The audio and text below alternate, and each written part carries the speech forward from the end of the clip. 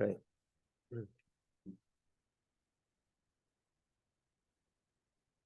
Okay, 34A. We'll start again from the two dots, about six lines from the top of the page. You have an ox worth 200 that grows another ox also worth 200. The chava did $50 worth of damage. The shavach, the animal increased in value. Now it's worth 400. So the animal basically doubled in value. But if it would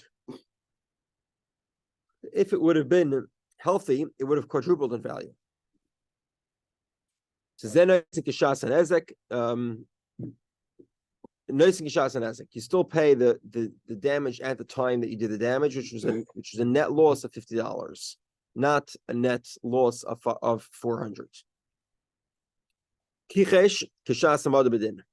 If the animal gets weaker from the original event, you pay the decrease in value not just at the moment that you damaged the animal, but actually at the time that the animal was brought before the courts.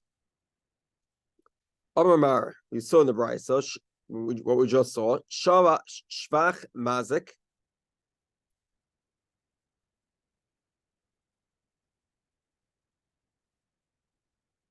Sorry. Shavach, the hold on.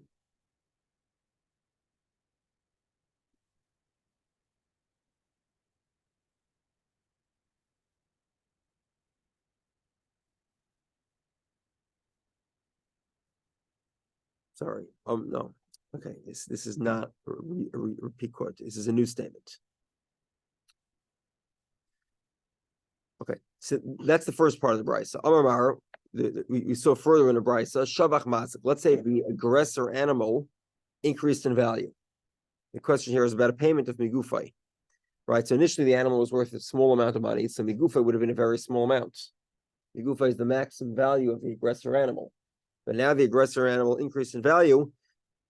Do you look at the later increase in value, or do we look at it how much was it worth at the time it did damage?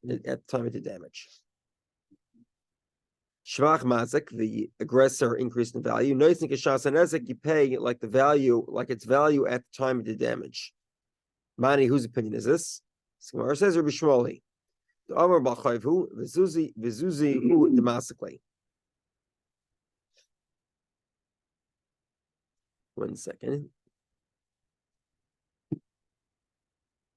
The Amar Bachayvu. 1 second. So whose opinion is this like? Rabbi Shmuel. The Amar Bachayvu v'zuzi hu demasikli. Rabbi Shmuel says that okay, so again, remember, yesterday we saw the machlekes between Yuchlat and Yusham, right? What does that mean? Yuchlat, it was the opinion of Rabbi Kiva. Yuchlat means that when the aggressor animal actually belongs, at least a certain percentage of it belongs to the victim. Yuchlat means that you actually acquire a stake in the aggressor. And Yusham means no. It's just the Bezdin evaluates it. It all has to do with Bezdin. You don't actually own a stake in the animal. You're owed a monetary payment, and if he doesn't pay, then you can collect from this specific animal. You don't actually own it. So if the value increases, if the animal increases in value, if you hold yuchlat, then the victim should benefit from that, because now the victim is an owner of the animal. So, for example, the $100 animal, kills a $1,000 animal, and the $1,000 animal, let's say the carcass is worthless, so it's net damage of 1,000. He owes him 500, but the guy doesn't have to pay anything more than 100 because it's migufay. However, if you say yuchlat, that means the mazik right now owns this animal, and if the animal increases in value, the mazik gets that benefit. I'm sorry, the nizik, the victim now owns the aggressor, and therefore, if it increases in value, he should get the benefits. Must be this opinion is like Rabbi Shmuel. So if you tell me that the animal increases in value, still get the same value that it was at the time of the damage, that must be the opinion of Rabbi Shmuel. Rabbi Shmuel says you don't actually get the animal, you evaluate it and get a monetary payment.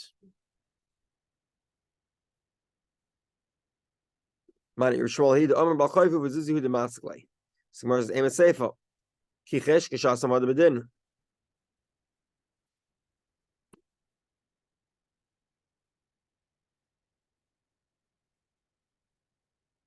One second.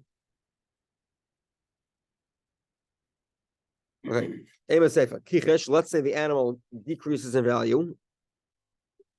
1 second.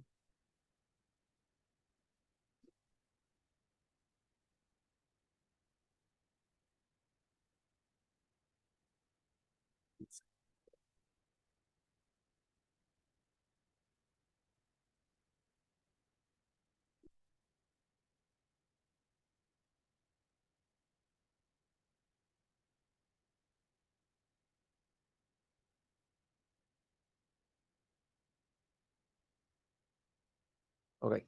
Kichesh meaning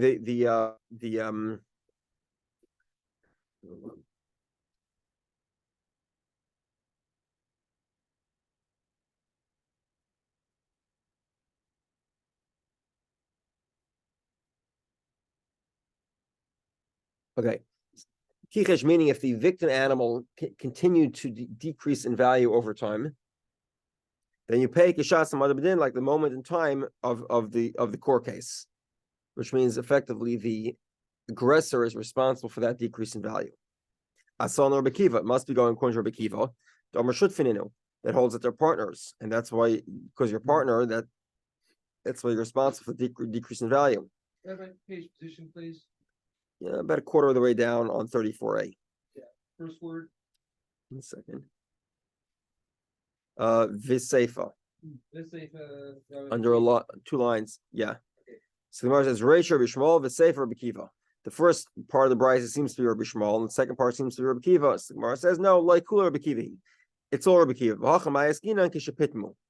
When we talk about the aggressor animal increasing in value, it was in a scenario where they actually fattened up the aggressor. So in other words, you have an animal not worth a lot of money, very skinny animal, it's worth $100, and it gores an animal worth $1,000. And then the owner of the $100 animal decides to fatten it up. I don't know, he puts a pipe down its throat or something, and he starts, feeding it. And now it's worth $1,000. It's a big animal. So that fattening was not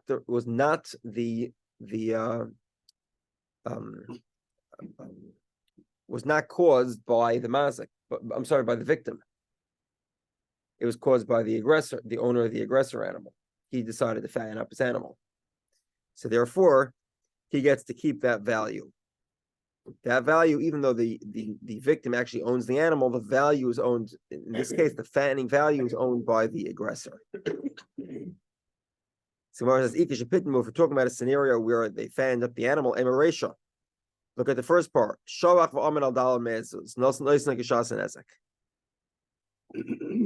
if that's the case, then look at the first part of the brisa, where the victim animal increased in value. So the victim animal is worth $200. It got $50 worth of damage, and then it doubled in value, and now it's worth $400. And had it not been damaged, it would have been worth $800. It would have quadrupled in value. Okay, so now so what happened? How did it increase in value? If it's also talking about a scenario where you fattened up the animal, so it's obvious that the mazek, the aggressor, does not have to pay for the fact that the victim animal later became a fat animal. What does one right? It has nothing to do with him. So if he hadn't damaged, what about the lost future value of the animal to the owner? So it would have gone on to achieve great things. This animal, right? So that's reflected in the value, in the decrease in value of the original event. In other words, if I damage an old car, right? Car's worth, I don't know, $5,000, and I damage it, now it's worth $4,000. Okay. And then this goes to vintage car. I owe $1,000. It doesn't make a difference if now they can't do a vintage restoration and increase the value of the car by $20,000. And the reason for that is the market determines that the car is worth $4,000. If the market thought this was vintage car potential, they wouldn't be buying it for 4,000. They'd be buying it for a lot more. It's a market question. If when we talk about the decrease in value, we mean the market price of this item is this amount. What about the fact that you could do this, that, and the other and make it worth more? Go ahead. Be my guest. You're free to go to the market, buy the old car, and do a vintage restoration. Yeah, but I wrecked the guy's stack of corn, and turns out, the market goes up a week after I damaged it. Yeah, and it like triples in the value. I mean, I'm messing the guy's corn up, just scotched his ability to realize that's true. He would have realized. That's true, but you can't. The way we account for future potential is by current value. What does the market think of its current value? That's the answer to the question. I'm not going to slow us down. I just okay. Thank you. I think it's free market principles, not. I say it's the same as stocks. Exactly. You buying the stock market, it's based on 1 second. Okay. Oh, Papa says you're right. The first scenario where the victim animal increased in value could either be where the animal was fattened, or where it sort of, because of market forces or other reasons, it increased in value. The Itzrich Lashmina, and the point of the Bryce is to tell you that even where the increase in value happened on its own without fattening the animal, you still pay at like the time of the damage, not the time that the animal is brought to court. The end of the Bryce, it must be referring to a scenario where you fattened up the animal. So the Gemara goes back to the beginning of the Bryce. Kichesh, the animal decreased in value. You pay the value of what it's worth when it comes to court. In other words, the victim animal has been continually decreasing in value. Let's say, for example, it had a wound and it got infected, and now the animal's almost worthless. 1 second.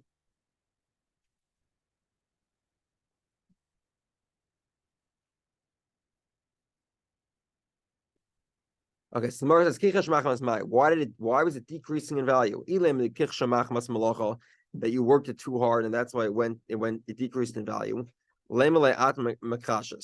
Then the aggressor could say to the victim that the decrease in value has nothing to do with me. You afterwards worked the animal too hard. Why should I have to pay for that? It was the original wound that decreased the value of the animal. Like, for example, the wound got infected, let's say.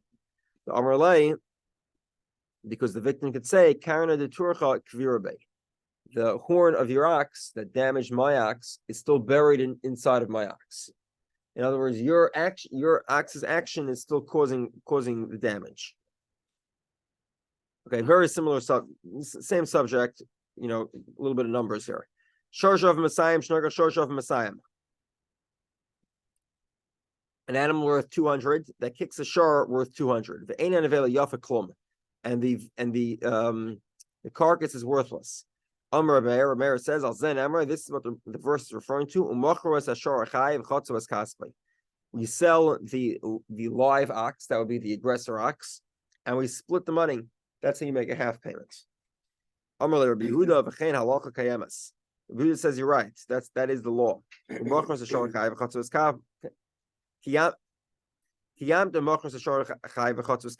did fulfill the verse that says that you sell the live ox and you split the funds. However, the verse also specifies that you need to split the carcass. And over here, there is no value to the carcass. So the Gemara says, so how do you have that? In other words, let's reframe the argument here. Very simple.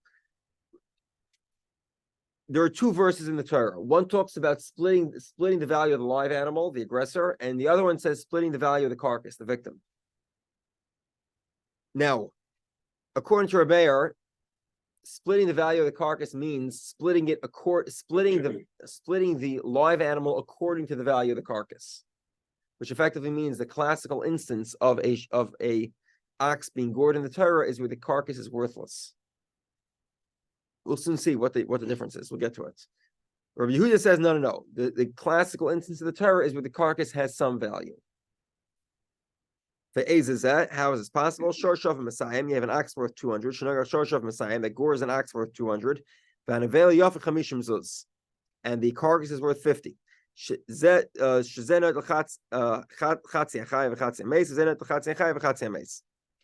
you have $250 worth of value left. Each one takes 125. Right? So,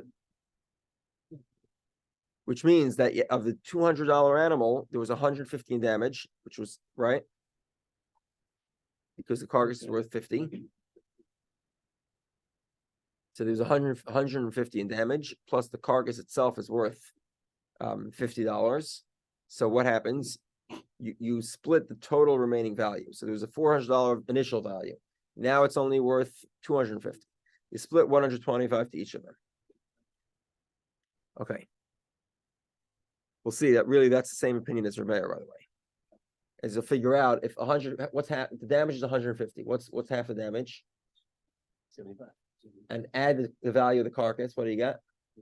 Half of the carcass. The whole carcass. The whole, effectively, if you look at the victim. Let's say he got to keep the carcass, which is the opinion of Rameir. Rameir says the victim deals with the carcass. The carcass is not split equally. So it's the same thing. The guy ends up with $125 net. Tanur Rabbanan, Shosha of Messiah, Shosha of Messiah. Bryce of the Gemara, 34a. Sure, it's the 200 animal, gores another animal worth 200, and Veli of Chamishim Zuz, the carcass worth 50, Zenet Lachatzi, Achai, Vachatzi, Mace, Zenet Lachatzi, Achai, Vachatzi, Mace, Zeo Shor Shomer Torah, Div Rabbi Yehudah. Rabbi Yehudah says they split it equally. They split the carcass and the live animal. The carcass is worth 50, 25, 25. The animal's worth 200, 100, 100. Each one gets 125. Zeo Shor Omer Torah. I'm sorry. Divrei Rabbi Yehudah, that's the opinion of Rabbi Yehudah. Meir Omer, Ein Zeo Shor Omer Torah. This is not a good example of the ox being gored at that the Torah references. El Shor Shav Messiah, Shnigach El Shor Shav Messiah, Ve'ein Nevel Yafa Klum. The carcass is worthless. Al Zenem or Machmas Shar Chai V'Chatzos Kasbay. You split it 100 and 100. My name is Mekayim V'Gamas Hameis Yachtzon. What do I do with the words? And they also split the carcass. Chas shepachsu misa machzen b'chai.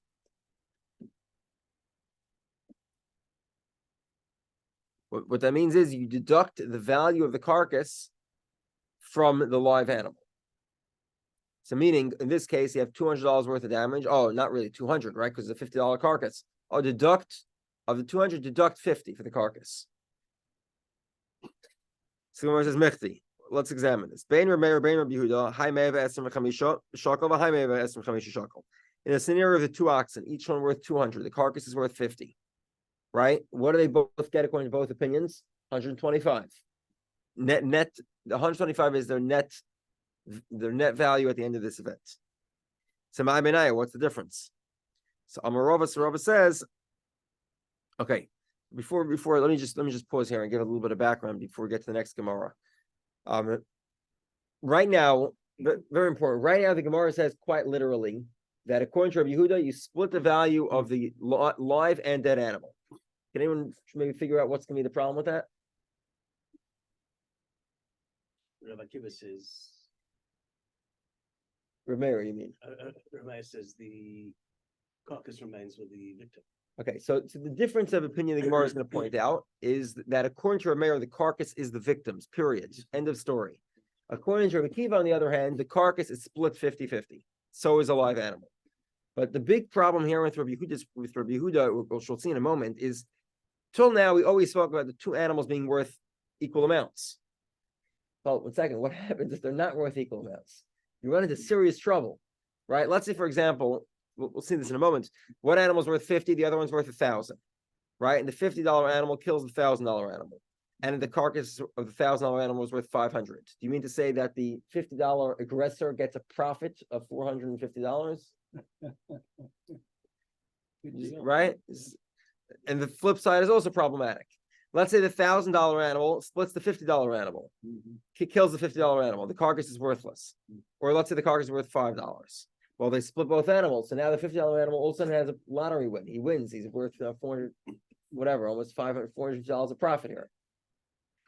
You see the problem here. That's where we're headed to. Okay. The difference is the loss, the decrease in value of the carcass. So what happened was the carcass was worth 50. The next day it rotted. Now it's worth 20. So according to Rabbi, who takes that loss? The victim, because the victim owns the carcass. According to Rabbi Yehudah saw the mazik have a palga. 50-50, the aggressor is responsible for half of it. Omer le Abaya. Abaya says, "Im came at sinu Rabbi Yehudah tam chomer mimud." It turns out then that according to Rabbi Yehudah, a tam, a naive animal, an animal that hasn't done damage, could be more severe than a muad, than a violent animal. Why? Because what's the law by a muad? A muad, the victim deals with the carcass, and according to Rabbi Yehudah, by a tam, the carcass is actually split. The aggressor has to deal with half the carcass. Turns out presumably the aggressor doesn't want to deal with half the carcass. Turns out you're actually making the aggressor have more strict payment rules by tam than by muad, which is interesting, right? The Torah is sort of lenient by tam, not stricter by tam. The Torah is more lenient by tam. And if you'll say hachanami, you'll say maybe indeed. Maybe indeed, Rabbi Yehudah holds that tam is more strict than muad. Because it's not like, for example, we find tam chayav and muad potter. Okay, so this scenario is very simple. A guy was watching his animal according to the minimum law of watching. I don't know, he had a very minimal fence, and sure enough, the animal jumped over the fence. If the animal was a tam, you're chayav. If the animal was a muad, you're exempt. Which means over here again, tam is more strict than muad. Tam you're chayav even for a minimal fence. Whereas a muad you'd be exempt. So whereas we'll get to the specifics later on, but this is all true only with regard to watching the animal, not with regard to payments. And I'll prove it to you.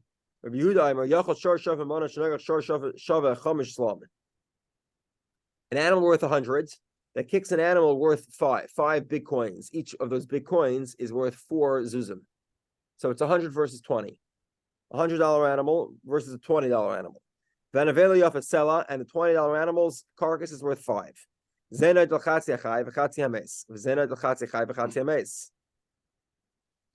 you'd think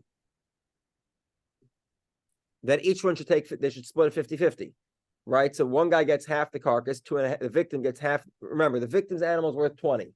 He gets half the carcass, 2.5, plus half the live animal. Doesn't make any sense. 50. That'd be 52.5 for an animal that was only worth 20 to begin with. The victim's getting profit here, major profits. Why is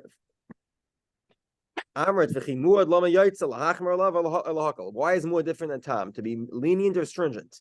Heavy, I argue to you, to be more stringent. If a muad only pays what it damages, certainly a tam, you're not going to pay more than you damaged. So in this case, where the one animal is worth 100, the other animal is worth 20, you obviously don't need to pay more than 20. Okay, so clearly we see here that Rabbi Yehudah holds that we're more lenient by tam. If that's the case, why does the aggressor have to take 50% of the carcass?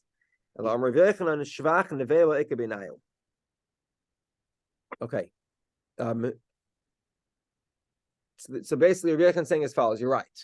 In the case of muad, the decrease in value of the carcass, according to Rabbi Yehudah, is whose responsibility?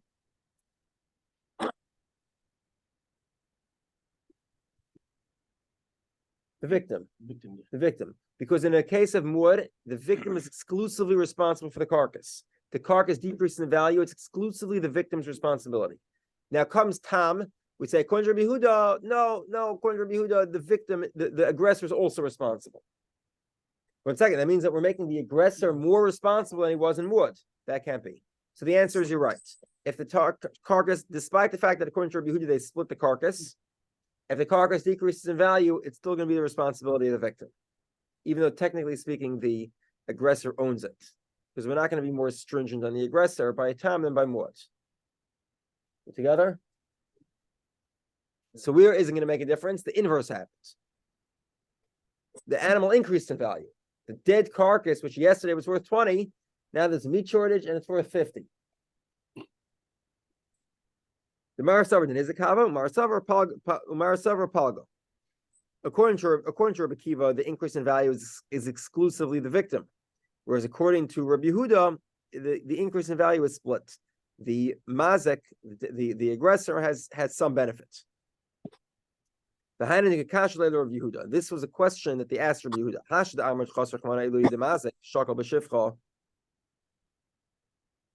So now that you're telling me that the Torah has compassion on the aggressor and it allows him to benefit from the increase in value, Yochel, I would think, an animal worth 20, worthless, very cheap animal, and that's the aggressor, $20 aggressor.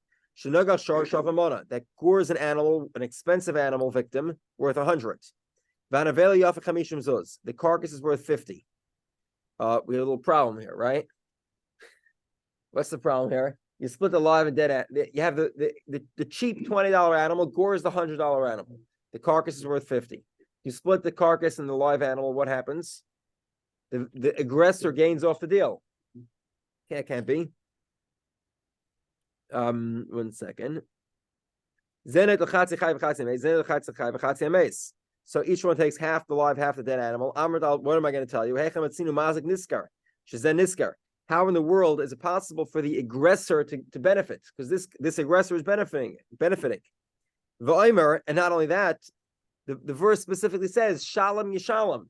The aggressor must pay. So how could it be that he's gaining from wrecking another guy's animal? Bailam Yishalom, and Bailam Neitlam. The owners pay and they don't collect. In other words, the owner of the aggressor pays for the aggression of his animal, and he does not collect benefit, a pension, because he allowed his aggressor animal to run loose.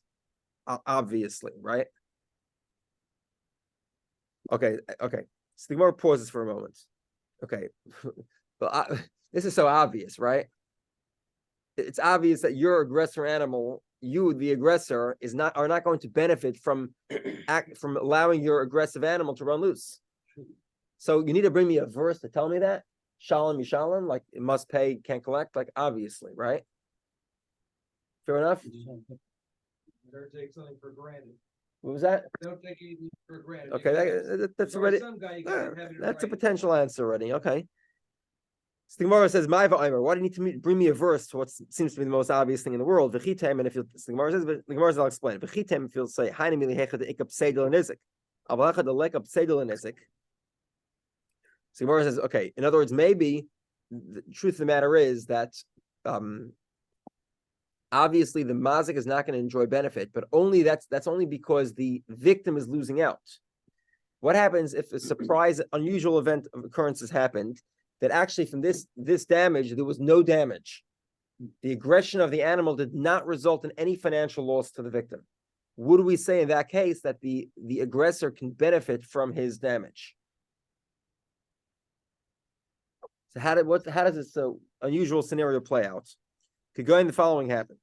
Shor shava chamish slam, $20 animal. Shenoga shor shava chamish slam. They gored another animal worth $20. But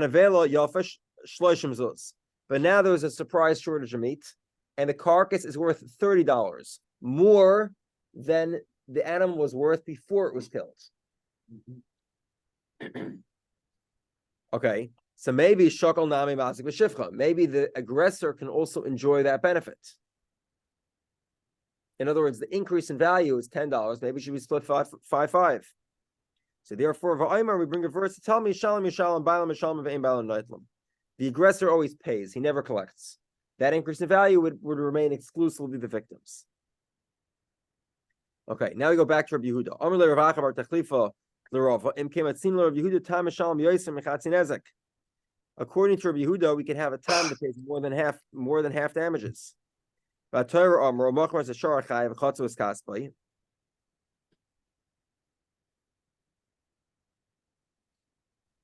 The Torah says that 1 second.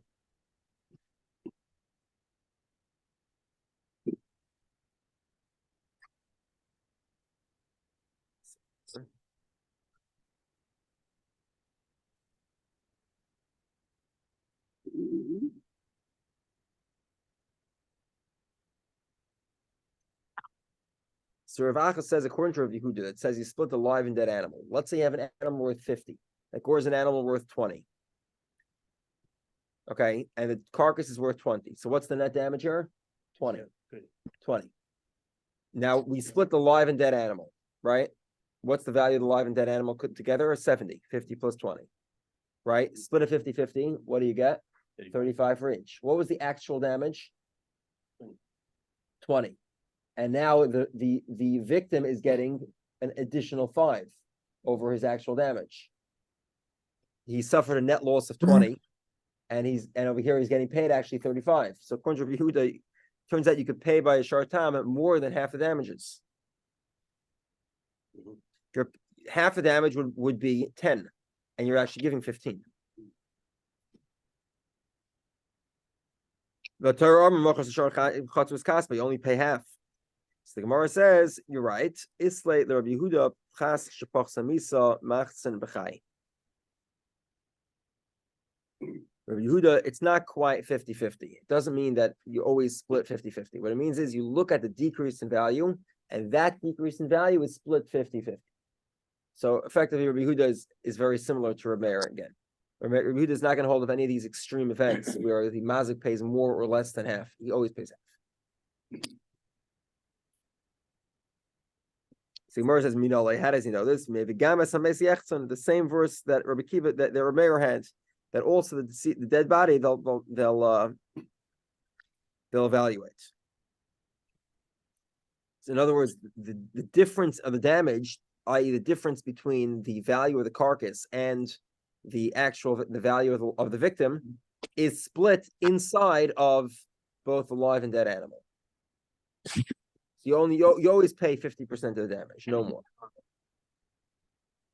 Rabbi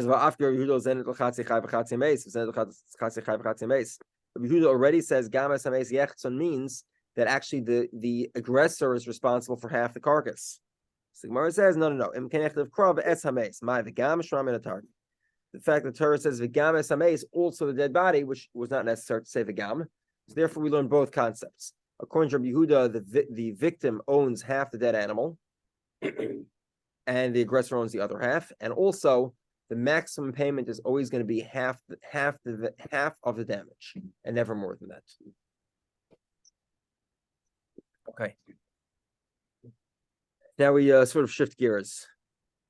Yesh chayav al ma'isa shari or potter al ma'isa atzma. You can have an identical action that's done by if it's done by your ox, you're exempt. If it's done by you, you're chayav. You meaning a man. So in English, we've spoken about this in the past. We've called it chayvel. Chayvel is assault. So it's a type of assault that had your ox done it, you'd be exempt. You do it, you're chayav. And the reverse is also true. Al ma'isa shari b'chayav, al ma'isa atzma. Sorry. Chayav al ma'isa shari potter ma'isa atzma. You sure did it, you're chayav. You do it, you're exempt. And the opposite is also true. Ma'isa atzma potter, al ma'isa shari chayav.